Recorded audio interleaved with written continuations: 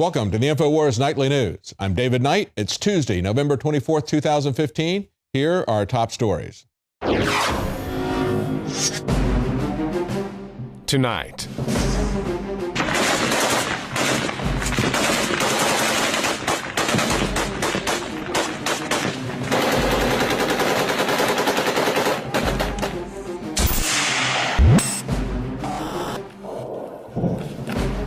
Allahu Akbar!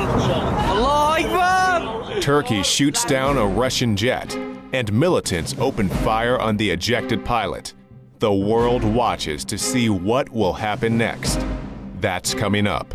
Russian jets, for a maximum of 9 seconds, may have been flying directly with GPS guidance on the border between Syria and Turkey. Turkey has been injecting troops for almost 5 years, paramilitaries, Al-Qaeda forces, into Syria. Turkey is absolute.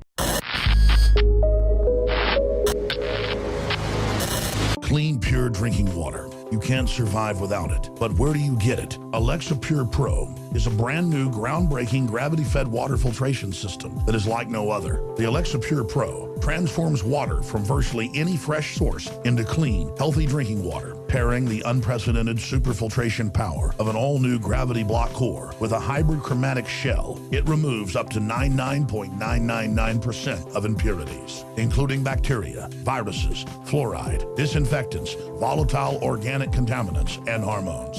Filter capacity up to 5,000 gallons. Stainless steel construction, easy assembly, low maintenance. Replacement filters are simple to install. And now, as part of an exclusive limited time introductory offer, you can save $20 off the retail price and get free shipping. This is a limited time offer, so order your unit today and receive free shipping and $20 off. Go to InfoWarsStore.com or call 888-253-3139. Well, not since the 1950s has a NATO country shot down a Russian jet, but it happened today. This is something that has been building up to this kind of a climax for quite some time. We've had a lot of close calls. Look at some of these headlines in just the last month or so. October 22nd, Russian fighter jet has a close encounter with a drone. October the 7th, U.S. jet has a close call with a Russian fighter over Syria. October the 29th, U.S. jets intercept Russian planes near an aircraft carrier. We shouldn't be surprised to see this. We have American jets, we have Russian jets, we have Turkish jets, all flying over Syria. Now, of course, the Russians were invited by the Syrians. We weren't. And we all say that we're there to attack ISIS. But as Vladimir Putin pointed out, and I think as today's events show, that isn't the case, quite frankly. We need to understand that ISIS is a false flag. Not that it's a hoax. It's not a made-up hoax. They really are a threat. But they are a threat that we created, that we funded. And that's the genius of Matt Drudge, very succinctly saying today in a tweet, and of course it's his only tweet since he recently flushed his queue. He doesn't keep his tweets out there as a matter of record. But he said, a shocking truth is unfolding. America has been arming ISIS. Just hold that thought. America has been arming ISIS. That's the context in which you need to understand all of this. America has been arming ISIS.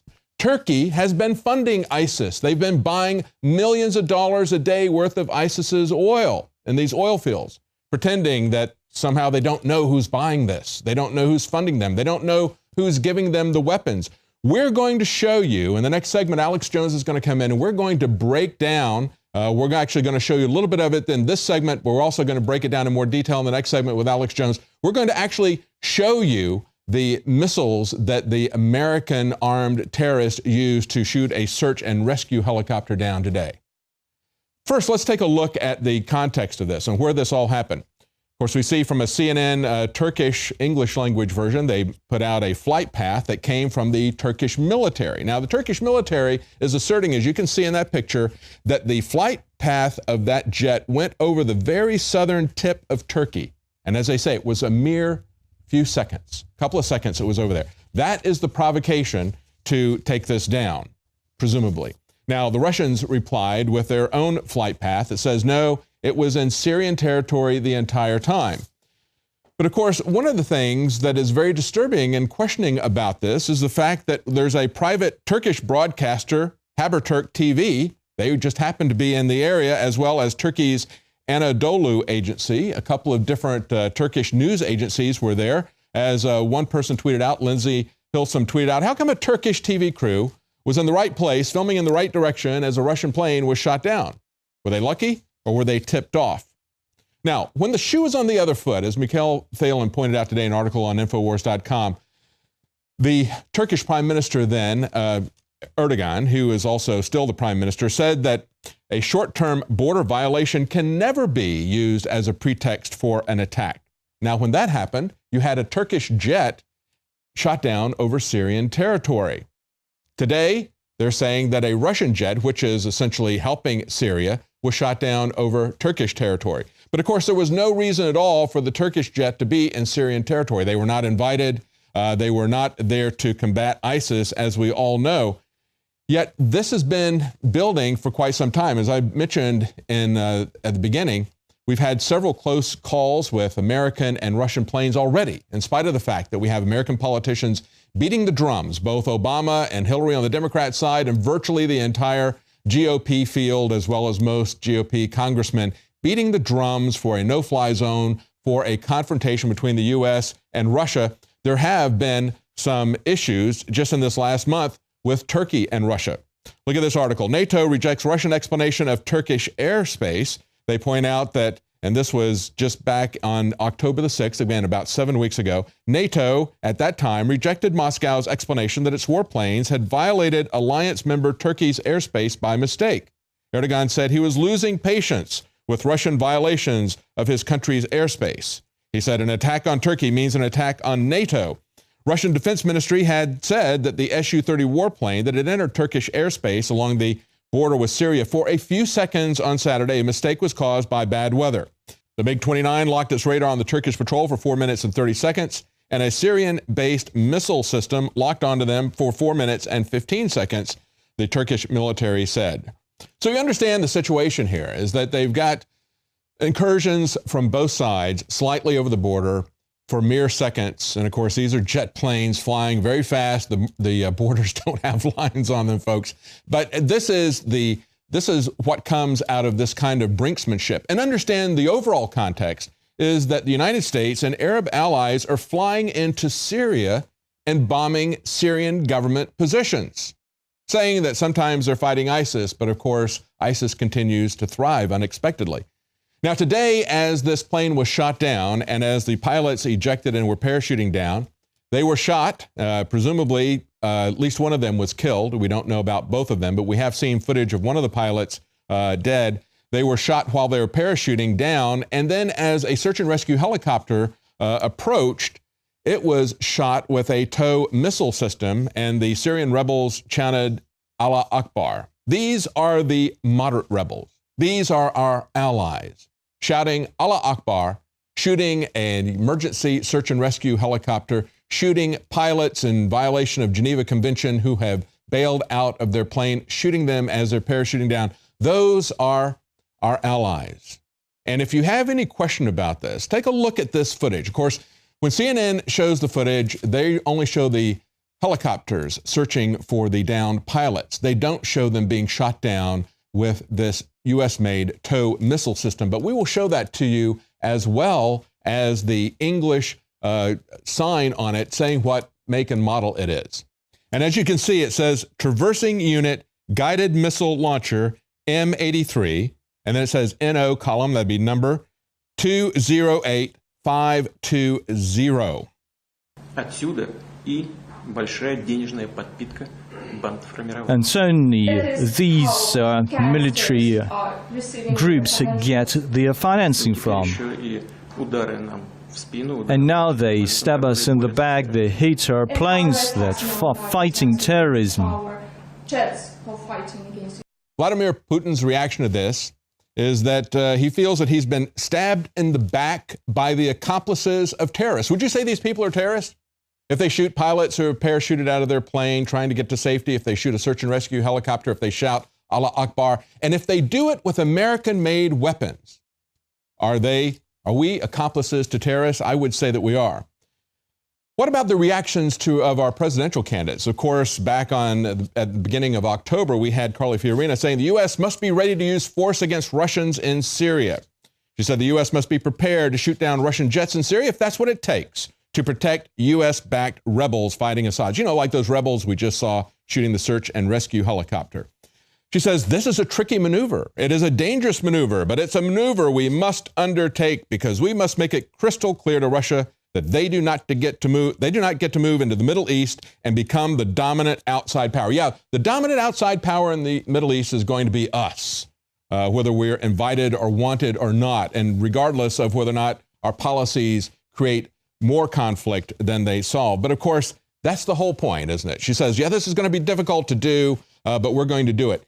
You realize now, as we've seen a plane get shot down, just how insane this is. But what are the reactions today from the candidates? Well, if you look at the Twitter accounts of most of these candidates, what you'll see is essentially crickets. Absolutely nothing but silence. Take a look at Donald Trump's site. Nothing at all there about it, just as we were going to air. If you look at Jeb Bush, for example, he's talking about the peachoid.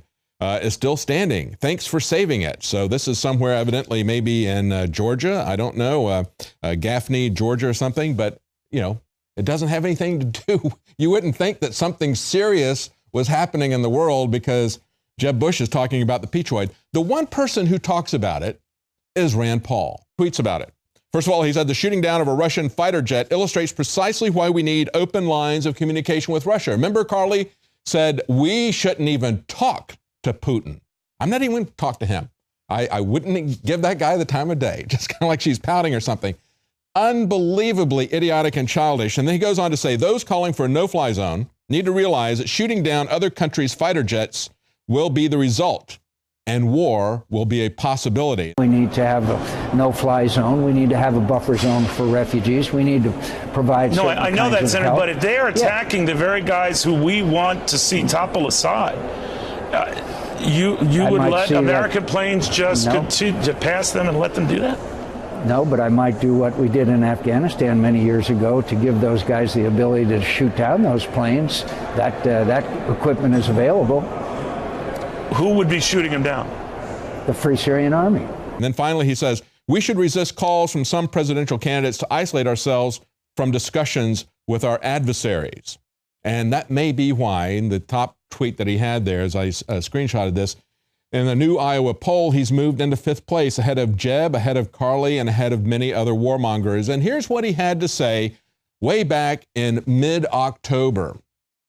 I think a no-fly zone is actually the dumbest idea I've heard of all the candidates. And you have Hillary Clinton on one side promoting it, and you have 5 or 6 Republicans promoting the no-fly zone. This would be a no-fly zone in an airspace where Russia's already flying. It would be a recipe for disaster. It's probably a recipe for World War III. Yeah, Rand said a no-fly zone may be the dumbest idea ever, but the dumbest candidate ever, perhaps, Ben Carson, had this to say about no-fly zones. We have to cut off their money supplies, don't allow them to transfer money through the system, cut off their oil, take their revenue source. We have to utilize our special ops people. So his prescription is that we have to cut off their money supply. And he said this last night to Megyn Kelly. He said, maybe we need to send in our special ops people to blow up their oil wells. Well, you know who's buying their oil? Turkey, our ally, the people who shot down a Russian jet today. And then he said this about what's going to happen domestically. Over here, we also must strengthen the TSA. You saw how many things got through there the other week. And the FBI, we got to give them much greater capacity to follow people 24/7. That's precisely why I say we have to understand that ISIS is a false flag. Not that they don't exist, not that they aren't dangerous. We've made them very dangerous. We've created them, equipped them, trained them, continue to fund them. But we also have to understand that like a false flag, they're going to be used to take our liberties. He wants to ramp up TSA. He wants to follow everybody more detailed. Ben Carson may be the most cavalier, profoundly ignorant, and provocative candidate I have ever seen. And he is trying to, out of his ignorance, if he truly is that ignorant, he is trying to provoke warfare. Look at this article from Breitbart. This is another quote from Carson. He said,